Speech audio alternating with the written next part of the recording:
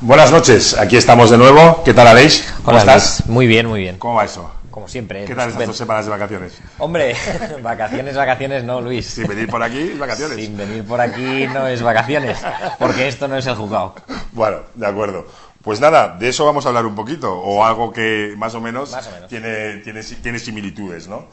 Y buenas noches, por supuesto, bienvenidos a este nuevo Hoy Negocios del día 19 de julio, como cada martes, aquí a las 8:30 con todos vosotros. Y hoy empezamos con Aleix y un tema que desgraciadamente está muy en boga, está muy en boga hoy en día, que es el tema de la morosidad.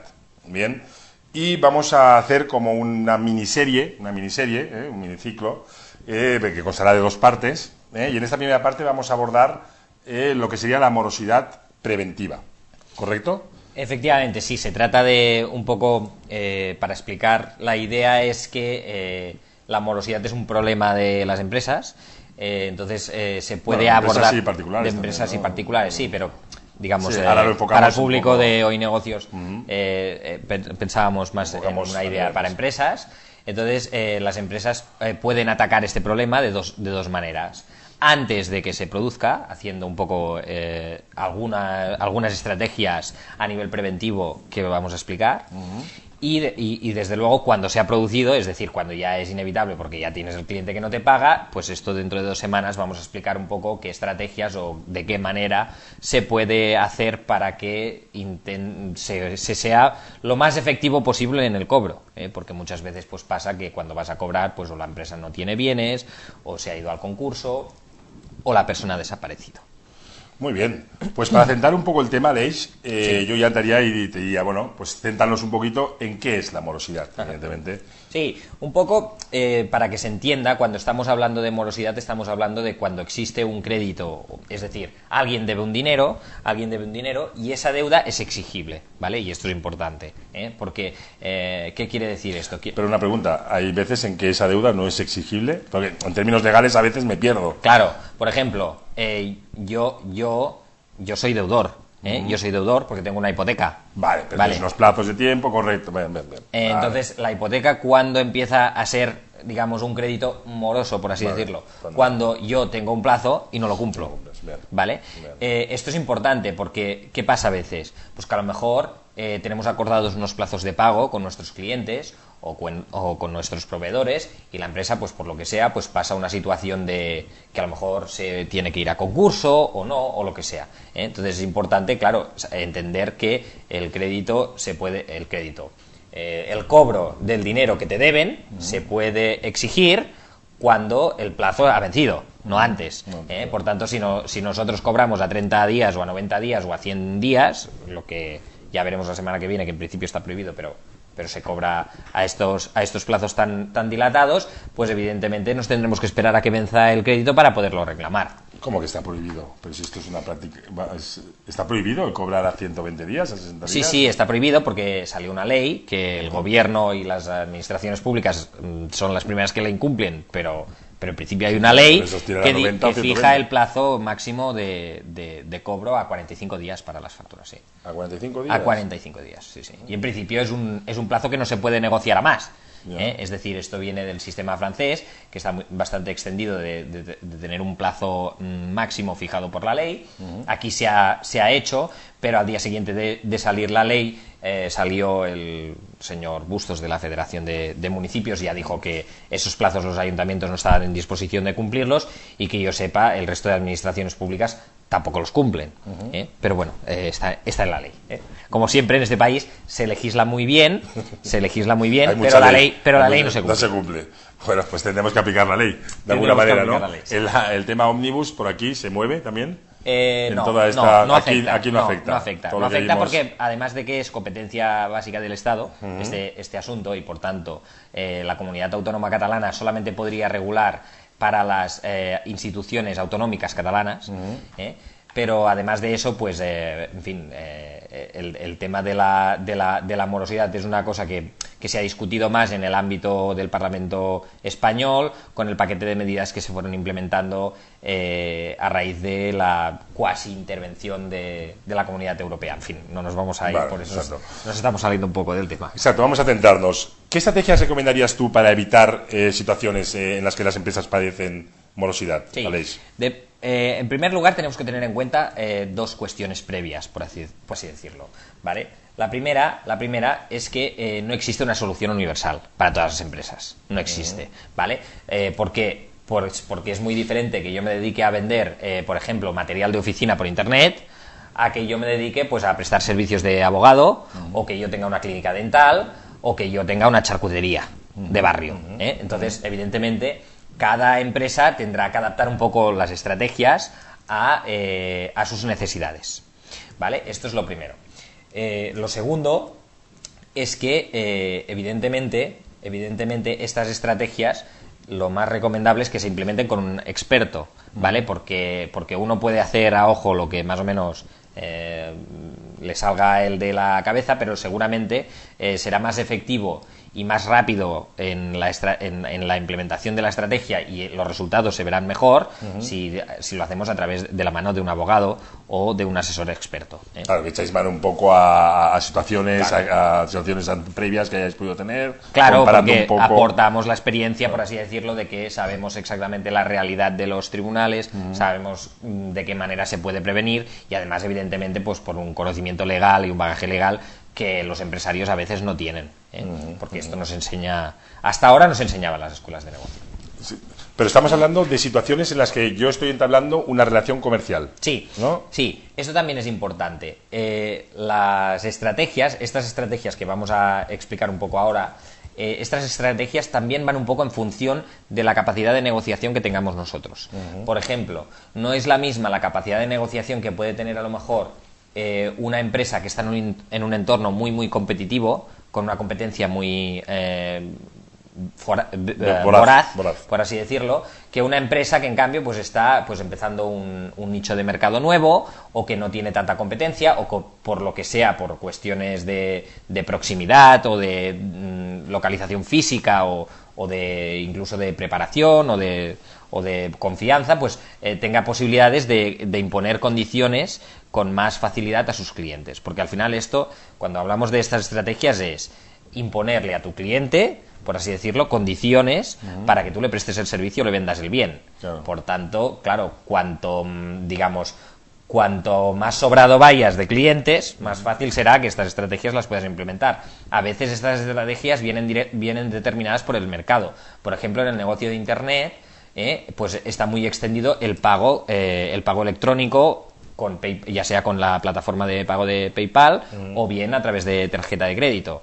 Por tanto, en la mayoría de estos casos no habrá este problema, porque en el momento de contratar el servicio se paga, ¿vale? Claro. Pero en cambio, pues en otro tipo de compras, pues a lo mejor se paga contra reembolso a la recepción de la mercancía, o cuando se contrata algún servicio, pues se paga a lo mejor a lo largo de que el servicio se vaya desarrollando, etcétera. Bueno, ya centrándonos en el tema de las estrategias, porque si no vamos a divagar. Sí, Luis. Porque ahí hay puntos y es importante esto. Es que se centre y vamos a nuestra gente. Si me dejas hablar. No, tira todo tuyo. Eso es importante. A ver, la primera que definiríamos, las he apuntado porque no me quería dejar ninguna, y pienso que todas son importantes. La primera, no estirar más el brazo que la manga. ¿Esto qué significa? A ver, no significa... Un hábito común. Sí, pero no lo estamos diciendo a nivel de créditos, ¿vale? Lo que pasa muchas veces es, por ejemplo, una empresa pequeña que a lo mejor coge un proyecto muy grande, que ese proyecto, para rentabilizarlo, necesitas aguantar a nivel financiero durante 1 año y medio. Eso, digamos, a nivel de morosidad, a ti no te interesa, porque si ese cliente en un momento dado te deja colgado, te arruinas. ¿Vale?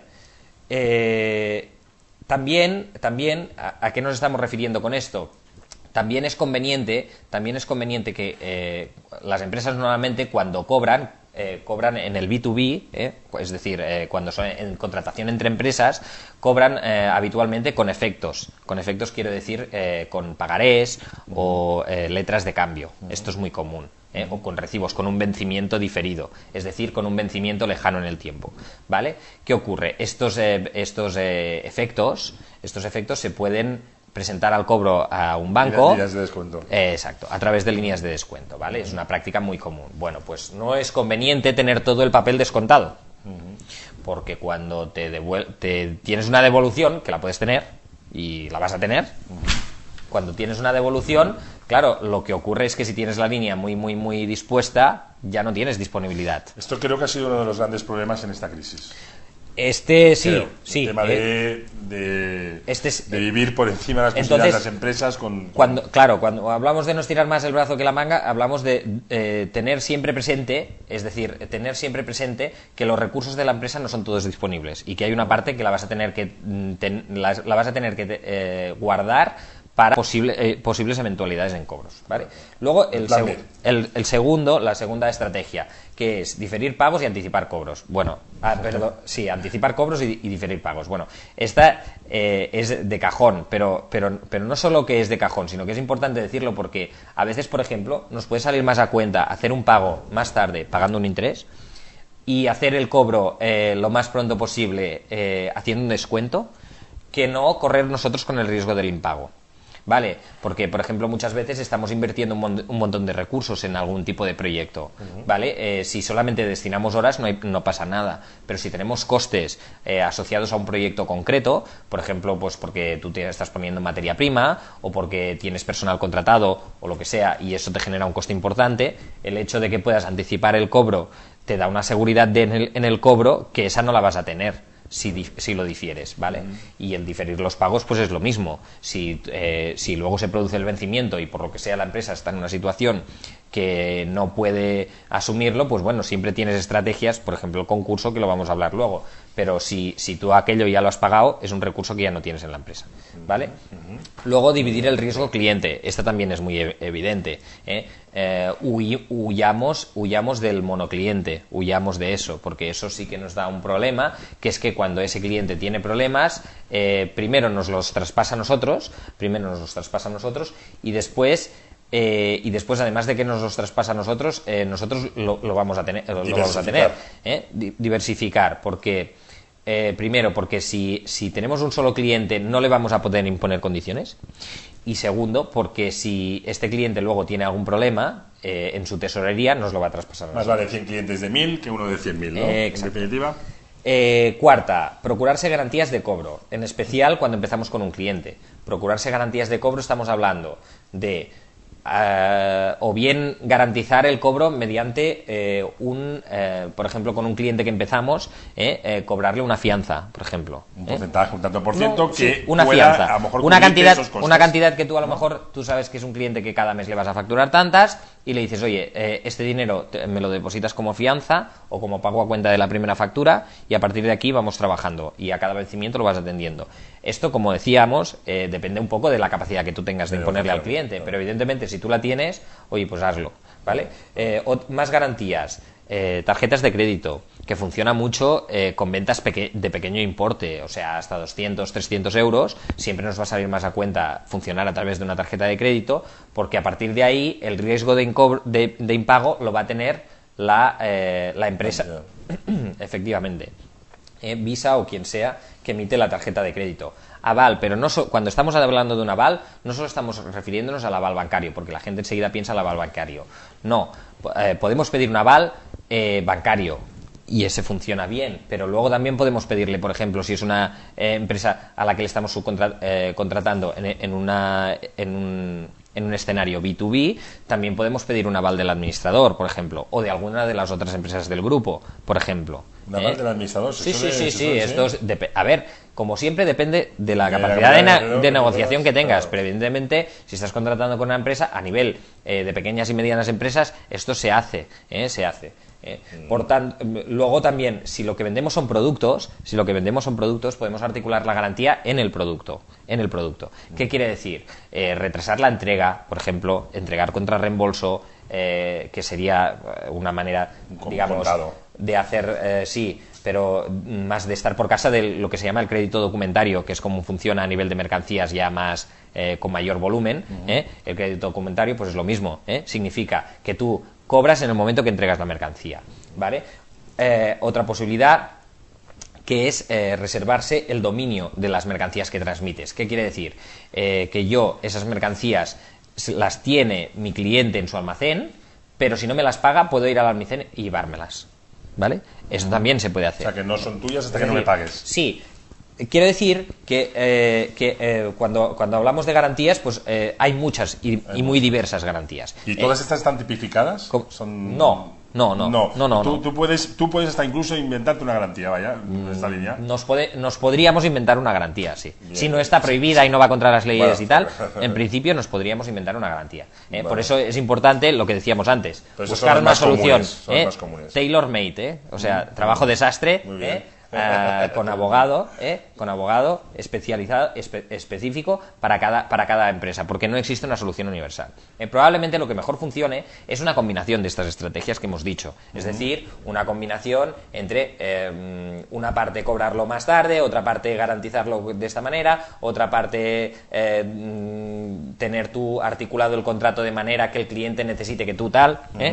Pero yo tengo hay un método preventivo que he oído bastante, sí, ¿no? Que es el de pedir informes, ¿no? sobre el cliente. Sí, ¿Esto hasta qué punto la ley de protección de datos, que hemos hablado aquí también, influye, no influye? Sí. ¿No? Vamos a ver, cuando hay un informe, los informes de ese tipo funcionan en principio, en principio, decimos en principio porque en principio es así, y tenemos que creer que es así. Yo no tengo tampoco elementos para decir lo contrario, Funcionan en principio consultando registros públicos. Tú nunca dices nada gratis. No, nada gratis no. Pues gratis a lo mejor sí, me cuesta también, pero nada sin que tenga... Sin matizar. Sí, no, es que es importante. Sin que lleve los matices son importantes. Los matices son importantes. No, cuando hablamos de este tipo de informes que tú comentas, que sí que se utilizan muchísimo, cuando hablamos de ese tipo de informes, lo que es importante saber es que estas empresas manejan datos de registros públicos. ¿Y eso qué quiere decir? Pues que nunca manejan datos inmediatos. Es decir, cuando decimos inmediatos, quiero decir, la realidad de una empresa en 3 meses cambia. En 3 meses cambia. Por tanto, que esa empresa el año pasado tuviera unos beneficios astronómicos, oye, no nos sirve de nada. Porque esa empresa a lo mejor tenía un solo cliente y el cliente le ha fallado. Por ejemplo. Vale, o porque ha tenido una inspección de Hacienda y resulta que le han metido unas actas que no veas. Entonces cuando hablamos de estos informes, lo que decimos es que solo son buenos si son malos. ¿Por qué? Pues por esto, porque en realidad solo te están dando una pista definitiva cuando te están diciendo que la empresa está en una situación apretada. Cuando está en una situación boyante, según el informe, tienes que poner aquello en interrogantes, porque nunca sabes si esa información hasta qué punto está actualizada al día. Vale, o sea que no hay manera de saber que eso sea una información fidedigna en ese momento. Bueno, no, claro. Al final no. Bueno, no hay manera en base a lo de que recibes desde dices, fuera. Bueno, pues... Desde fuera no hay manera de saberlo. Si estás dentro, sí. Entonces, el tema de la protección de datos, aparte de que tenemos que recordar que eso solamente funciona para proteger a las personas físicas, porque son datos de carácter personal, aparte de eso, hay que decir que estas empresas en principio no están infringiendo esa normativa de protección de datos, porque lo que están es consultando información que es pública, que tú la podrías consultar igual, y haciendo un pequeño análisis de esa información, pero no están haciendo nada ilegal desde esa perspectiva. Otra cosa sí que sería los registros de morosos, que es una cosa diferente. RAI, SNEF y todo esto, sí. Pero esto es este tipo de registros o sea, no te dan información de la situación financiera de la empresa, sino te dicen quiénes son aquellas personas que son malas pagadoras en el pasado, que lo han sido en el pasado. ¿Vale? Que no lo han sido en el pasado. Esto también es tradición europea. ¿Por qué? Porque en Francia, aquí existe el registro de la propiedad. Y en Francia existe, podríamos decirlo así, el registro de los propietarios. Es decir, en Francia lo que se registran son las propiedades a nombre de una persona y no las propiedades en sí mismas y quiénes son los propietarios de aquellas fincas, que es lo que pasa en España. En España pasa esto con el registro de bienes muebles y el registro de la propiedad inmobiliaria, ¿vale? Pero en Francia la tradición es diferente. Entonces, ¿qué ocurre? Cuando alguien ha impagado, eso queda registrado en la hoja de aquella persona. Aquí, estos registros que tú mencionabas son registros en los cuales se hace constar, son, por decirlo de alguna manera, asociaciones, es decir, el RAI sale de la iniciativa de la asociación del lobby bancario, por así decirlo, sí, ¿vale? Y ASNEF Equifax es una multinacional que se dedica a hacer esto en todo el mundo y tal, norteamericana, ¿vale? Entonces, estos registros sí que en algunas circunstancias puede ser que nos incluyan en el registro de manera inconsentida, pero nosotros tenemos el derecho de acceder al registro y solicitar la cancelación, la baja, si el crédito está discutido, ¿vale? Si el crédito está discutido.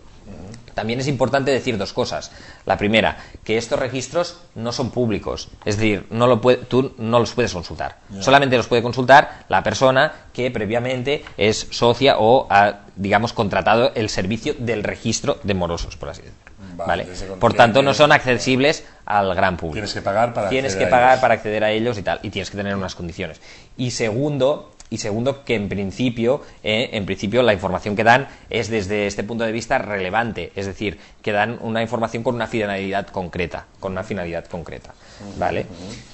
¿Qué me dices de los seguros de impagos? Pues el tema de los seguros de los impagos. El tema de los seguros de los impagos se hicieron muy populares en los últimos años. Ahora no lo son tanto. No son tanto porque en principio en España se ha producido una situación un poco de cuasi monopolio con una aseguradora española, y evidentemente pues esto no es bueno porque a nivel de riesgo implica que la aseguradora tiene mucho riesgo, y si se viera obligada a asumir el pago de todos los seguros que ha emitido, pues evidentemente nos podríamos ver en una situación complicada. Es lo que ocurrió en Estados Unidos con AIG, pero AIG solamente hacía seguros de inmuebles. Nosotros la que estamos hablando es una aseguradora bastante conocida que hace seguros de tipo comercial, ¿vale? Los seguros funcionan relativamente bien, es decir, por la experiencia que tengo de mis clientes, he de decir que funcionan relativamente bien. Quiero decir que la empresa aseguradora paga y entonces lo que hace la empresa aseguradora es que se dedica a reclamar el crédito en nombre de la empresa, pero la empresa ya ha cobrado, ¿vale? Lo que hay que decir de los seguros de crédito son dos cosas. La primera es que este tipo de seguros tienen un coste importante, y más ahora.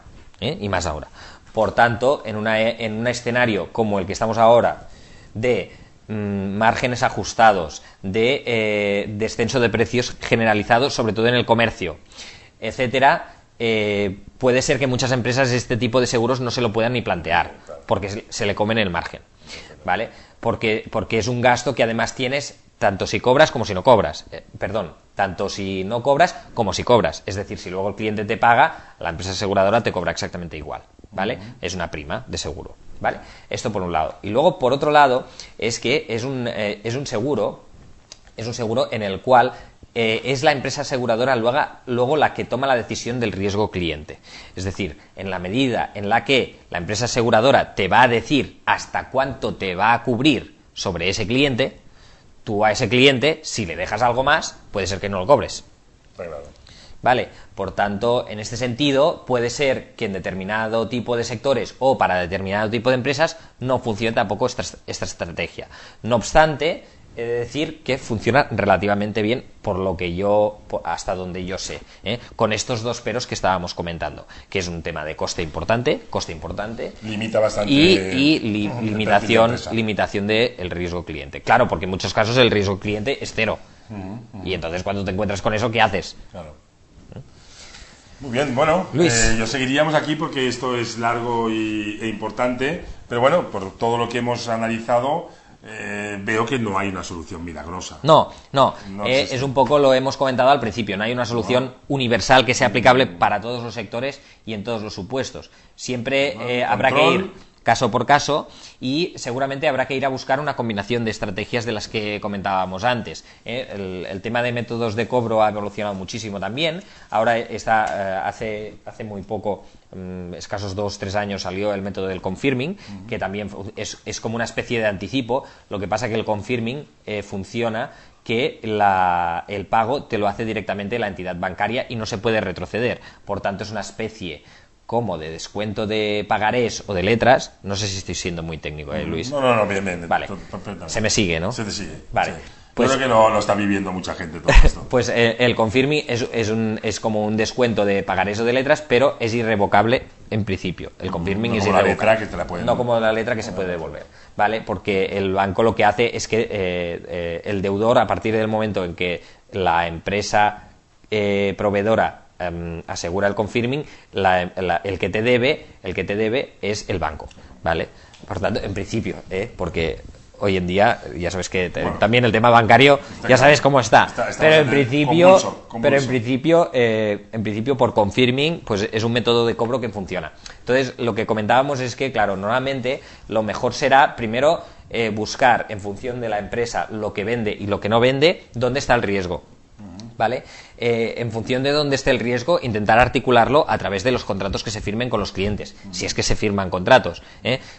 También, claro, evidentemente será muy variable si lo que estamos vendiendo es una cosa relativamente inmediata, es decir, que se fabrica o se entrega en un plazo de días, o si estamos hablando de una cosa que es un proyecto a largo plazo, por ejemplo, en meses o incluso años, ¿vale? En función de que estemos hablando de una cosa o de otra, habrá que tomar unas estrategias u otras. Como decíamos, se pueden articular estrategias sobre los bienes que nosotros vendemos, es decir, sobre el producto, se pueden articular estrategias sobre la empresa, se pueden articular estrategias de garantía sobre terceros, administradores, banco que te hace el aval bancario, etcétera, y se pueden incluso también buscar otras fórmulas intermedias. Pero en cualquier caso, seguramente la clave estará en buscar una solución específica para la empresa, asesorado por un experto, como por ejemplo nosotros. Déjamelo decir, Luis, porque al final tú no lo has dicho y yo esperaba todo el programa que lo dijeras. Está claro. Por un experto, como nosotros, pero como cualquier abogado, digámoslo también, como cualquier abogado, y después también especifica también un poco en función de las necesidades que tenga cada cliente y del entorno en el que esté, porque hablábamos también de la capacidad de negociación. Muy bien, Aleix, pues es increíble la capacidad de negociación y de conocimiento que tiene aquí Aleix, pero bueno, por hoy lo vamos a dejar aquí, que tenemos otros invitados también con temas interesantes, y hemos analizado la morosidad preventiva. La semana que viene, no la otra, veremos, una vez ya te han enganchado, qué podemos hacer. Cuando tenemos el pollo. Cuando ya tenemos el pollo, que se dice. Cuando tenemos el brown, el chicken, todo el marrón. Cuando tenemos todo esto, pues ¿qué es lo que podemos hacer? Y bueno, pues aquí también estarías tú, ¿no? Exacto. Perfecto. Pues de aquí 2 semanas veremos a Aleix. Una vez estamos ya en medio de todo el marrón. De acuerdo, Aleix, pues muchas gracias. Gracias a ti, Gracias por tu conocimiento y nos vemos en breve. Muy bien. Ahora os vamos a dejar con otra entrevista, tenemos que muy interesante, que vais a ver ahora. Son unos nuevos, digamos, bueno, es un tema de coaching, pero bastante novedoso, por así decirlo. Enseguida os los presentamos. Gracias.